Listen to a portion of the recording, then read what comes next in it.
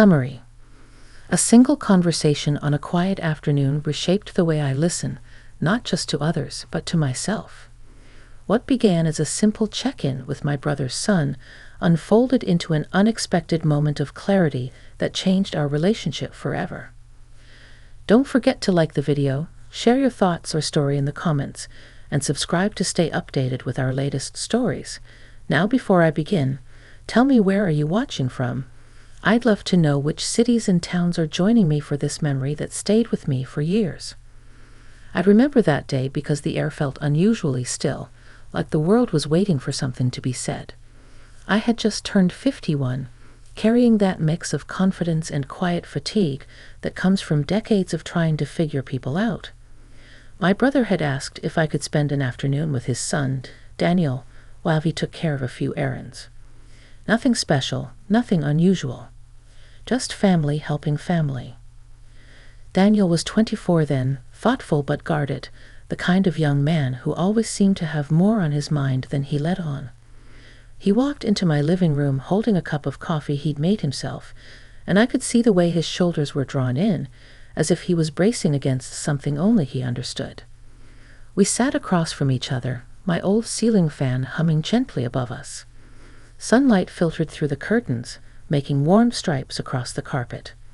It was the kind of afternoon that usually invited easy conversation, but Daniel didn't speak at first.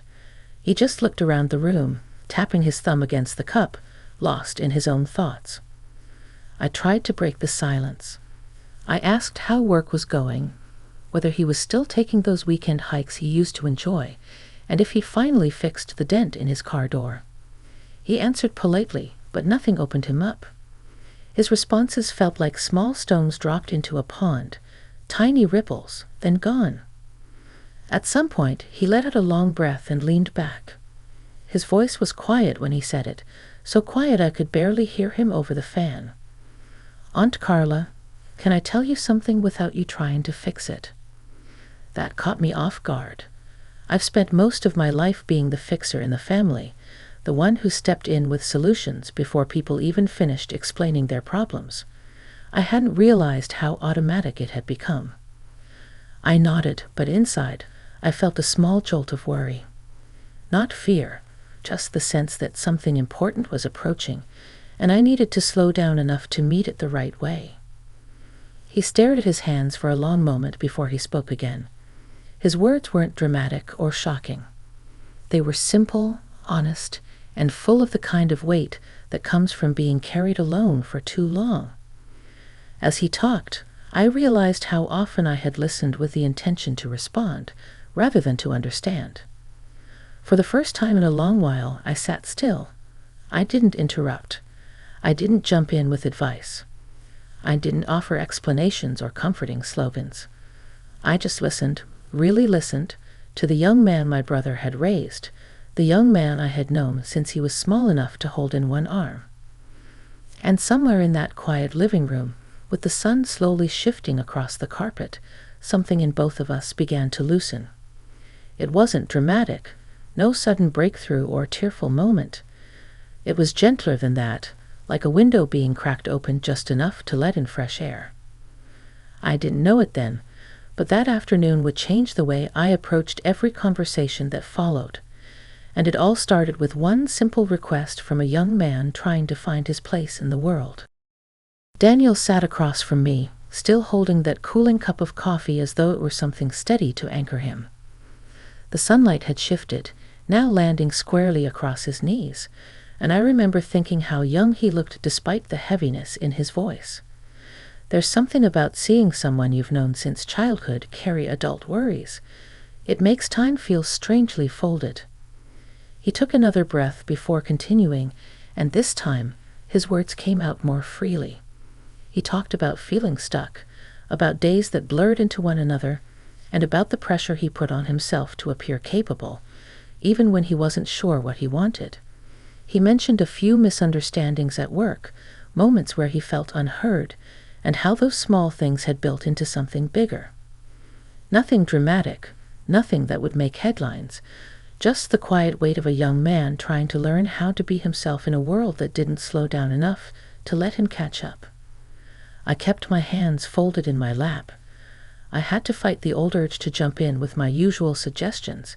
Make a list, call your supervisor, take a class, talk to your dad.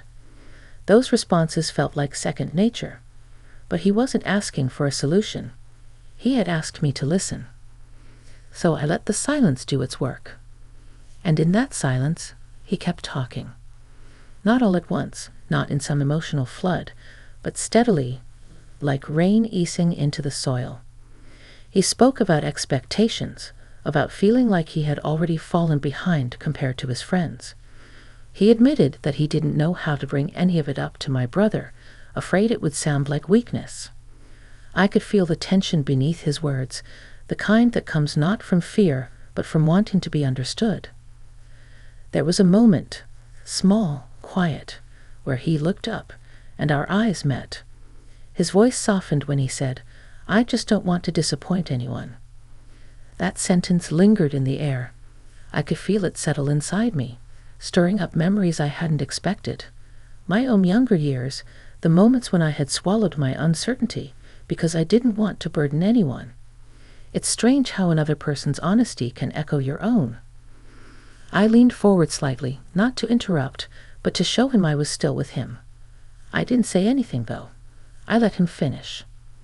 He told me about a project he'd been assigned at work, a big one, important to his team, and how he had been terrified of making a mistake. Instead of asking for help, he'd taken on more than he could manage, hoping sheer effort would compensate for his doubt.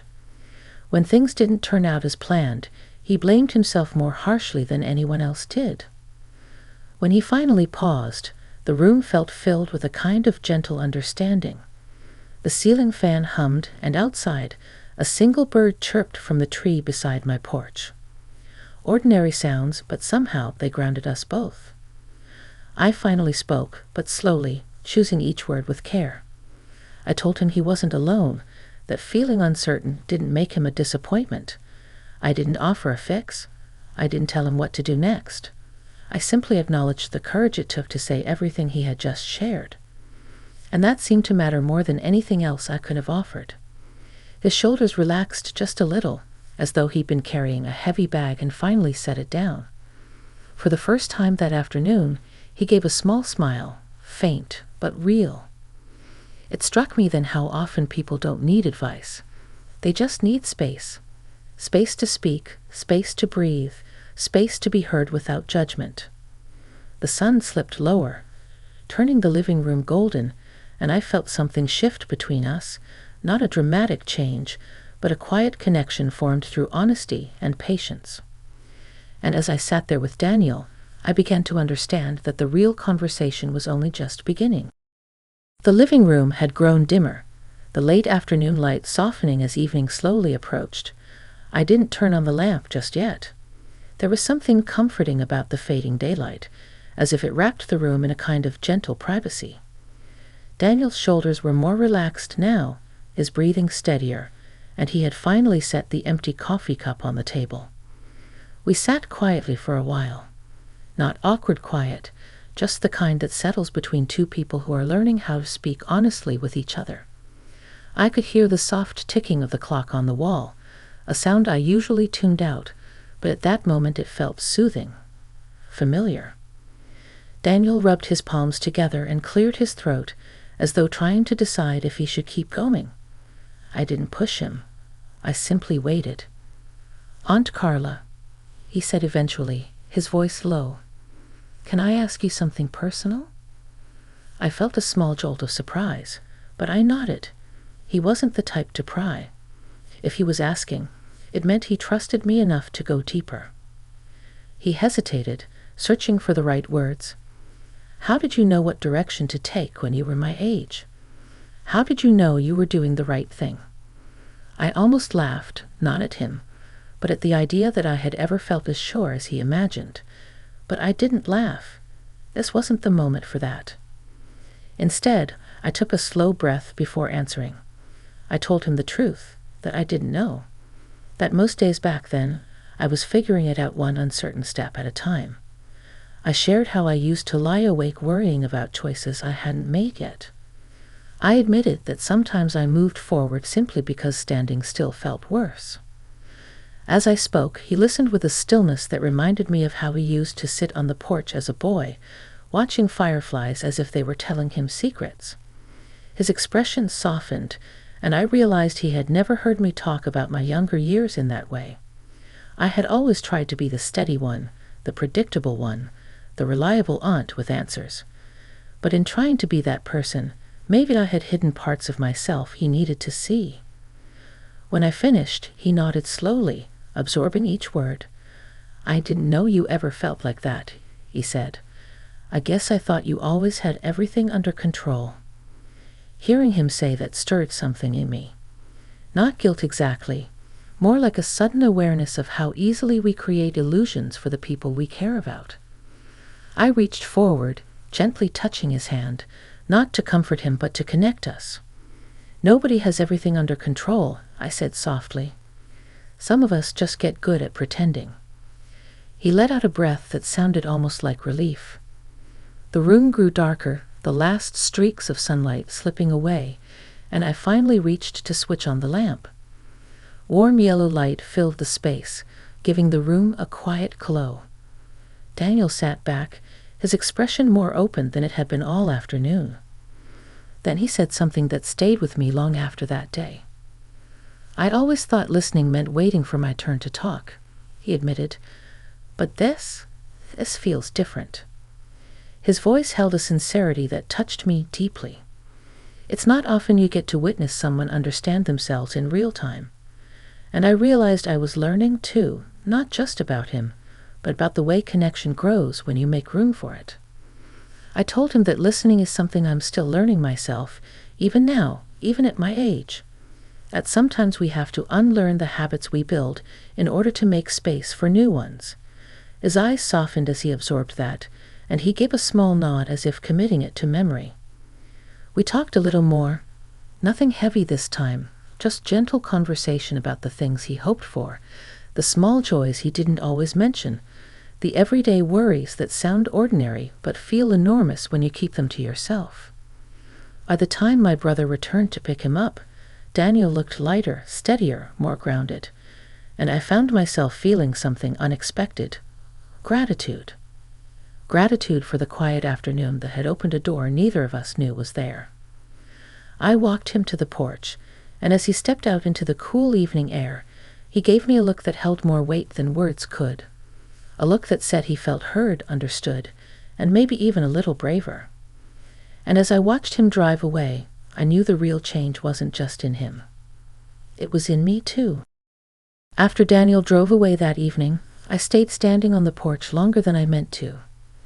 The sky was shifting into that deep twilight blue, the kind that seems to hold on to the last bit of daylight as if it isn't quite ready to let go. I listened to the crickets warming up their nightly chorus, and I felt a quiet stirring inside me, something between reflection and renewal.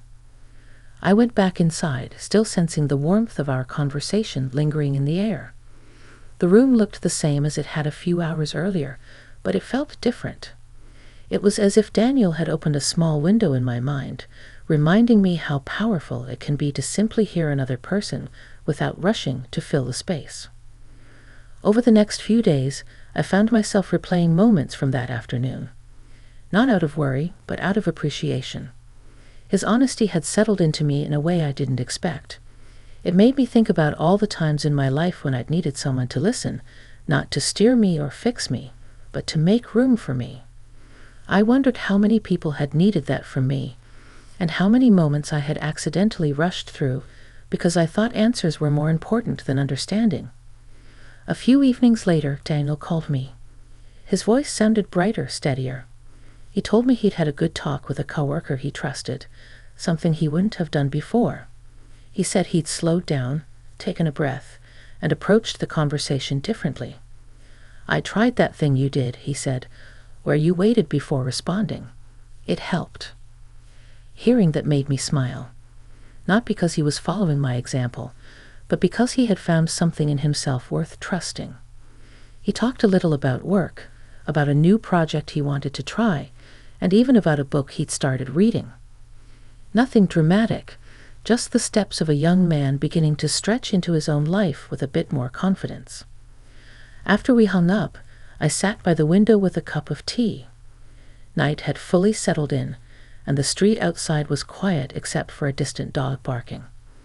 I let my thoughts drift, and I realized something important. Listening isn't passive. It's a choice, a commitment, a way of saying, I'm here with you, without needing to prove anything else. The next weekend, my brother invited me over for dinner. When I arrived, Daniel greeted me with that same relaxed smile I had seen forming in my living room. There was a lightness in his expression that told me he was learning to carry his worries differently, not by ignoring them, but by sharing them when they became too heavy.